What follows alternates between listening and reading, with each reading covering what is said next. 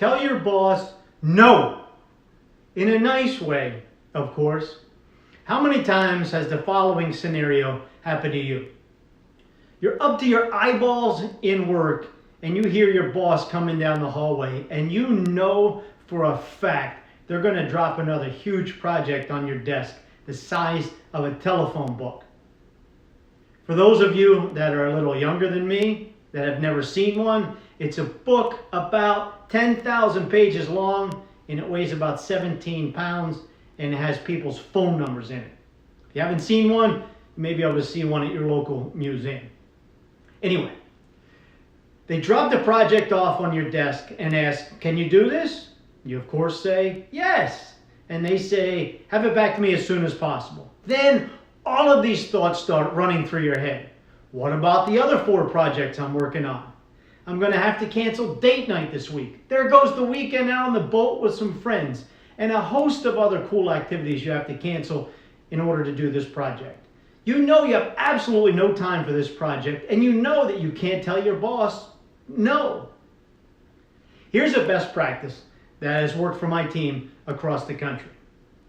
First, tell them thank you for the opportunity and the trust they have with you in this particular project.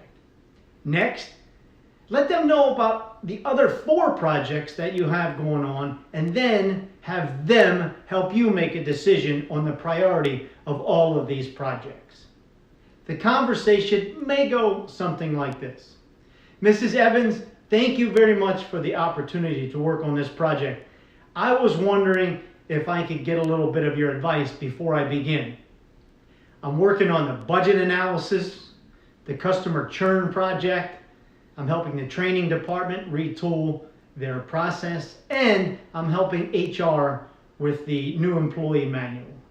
With the addition of this new project, could you help prioritize these 5 projects?